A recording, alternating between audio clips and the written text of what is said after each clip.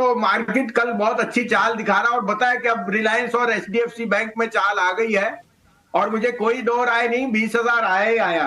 अब इस हफ्ते आए, अगले हफ्ते आए, कोई दो राय नहीं, क्योंकि काफी कंसोलिडेशन हो गई इंडेक्स पे। और कल हमने देखा भी कि मिड कैप वगैरह ने कल न्यू हाई मारा, लेकिन वहां से थोड़ा सुस्त हो गए, विच मीन्स अब मनी वापस लार्ज कैप्स में आ रहा है। और आपने देखा कल इंश्योरेंस के शेयर, आपके रिलायंस, आपके बाकी जो आईटी के ऑटो के शेयर थे, आईटी में डेफिनेटली प्रॉफिट। तो मैं दो सजेशंस कहूंगा, मुझे बहुत पसंद है।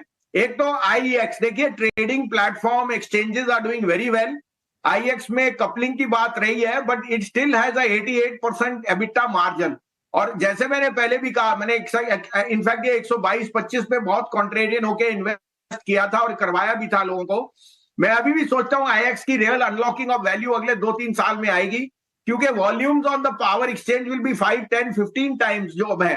Power is now in surplus और आपकी रेगुलेशन विल बी माने जो है ना उसका जो एक्सचेंजेस पे टर्नओवर है, that is going to be a kicker. तो मुझे आईएक्स बहुत पसंद है। लॉन्ग टर्म तो 180-85 जा सकता है, अभी 155 और 158 का टारगेट, 135 का स्टॉप लॉस।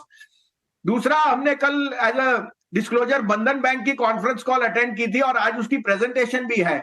देखिए Bandhan bank has been an under performer for a lot of reason, लेकिन अगर आप उसका सम ऑफ पार्ट्स लीजिए, उन्होंने सारी प्रोविजनिंग कर ली। Cost of money for them on a retail deposit is the lowest. और आज आपको पता है, शायद अचंभा है कि there unsecured loans are now at the least in the last 3 years. उन्होंने ज्यादातर सब कोलैटरलाइज कर दिए। फोर्थली, बंधन में अब म्यूचुअल फंड भी है और ग्रुप फाइनेंस जो एक एचडीएफसी बैंक का, एचडीएफसी का छोटा लेंडिंग आम होता था, वो भी उस बंधन बैंक में है। तो सम ऑफ पार्ट्स में बंधन के पास सारा कुछ है, you know, which a bank should have. हाँ, अंडर परफॉर्मेंस रहा है because of the right reasons, but वो कह रहे हैं provisioning and all is history now. आगे जाते हुए निम and profits will be very much on the card. ये उसके लिए है जो थोड़ा सा लॉन्ग टर्म होल्ड कर सके, लेकिन मुझे लगता है ये अंडरडॉग एक आउट परफॉर्मर हो सकता है। मैं इनिशियल टारगेट 250 का दूंगा, उसके बाद 275 भी मैं रूल आउट नहीं करता। यहां से विद अ 1 ईयर टारगेट 200, 205 का आप स्टॉप लॉस रखिए, थोड़ा कंजर्वेटिव होना पड़ेगा, लेकिन मुझे जो वैल्यू दिखती है इसकी बहुत ट्रिमेंडस है। ठीक है बसीन साहब, आपने जो आज आईएक्स दिया ना, एक्चुअली वो टेक्निकली और डेरिवेटिव के हिसाब से हमको भी ठीक लगा, इसलिए आज हमने भी आईएक्स रखा। धीरे धीरे सर आपके जैसे बनने की कोशिश कर रहे हैं, सीख रहे हैं आपसे ही, तो आज आईएक्स हमारी लिस्ट में भी था। और दूसरा सर, बंधन बैंक भी आपका अच्छा शेयर है, मेरे को लग रहा है कि इसको होल्ड करना चाहिए और एक बहुत बढ़िया रिटर्न देगा। और एक और थैंक यू आपको मैं दूंगा रिलायंस इंडस्ट्रीज़ के लिए। आपने हमारा कॉन्फिडेंस बूस्ट करके रखा कि रिलायंस ठीक है। आज एक रिपोर्ट आई, वो कह रहे हैं 2800 टारगेट है, फिर पता ये लगा कि आज भी रिलायंस चल सकता है। तो आज आपने ये 3 शेयर जो दिए ना, काफ़ी कॉन्फिडेंस बूस्टर भी है और बिल्कुल फिट भी है, टेक्निकली भी बिल्कुल फिट हो रहे हैं।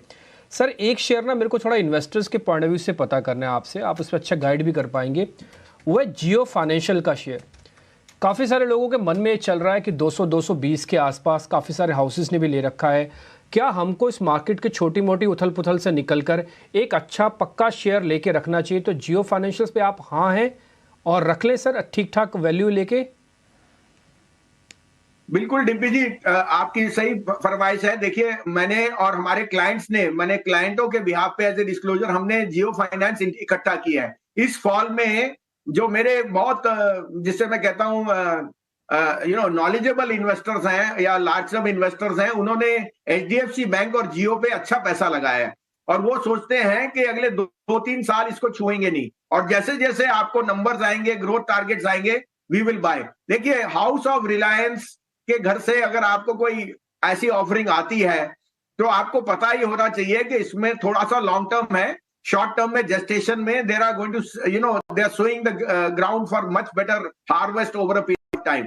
आई would say Jio finance is a must in your portfolio, but थोड़ा सा लॉन्ग टर्म आउटलुक रहे। आपने रिलायंस पे सही फरमाइश की, अंडर परफॉर्मर था टेक्निकली भी। कल 2370 के ऊपर अगर क्लोज रहेगा 2 दिन के लिए, तो जैसे मैंने आपको कहा ईयर एंड तक 2650 का 2700 का टारगेट बहुत आराम से आ सकता है।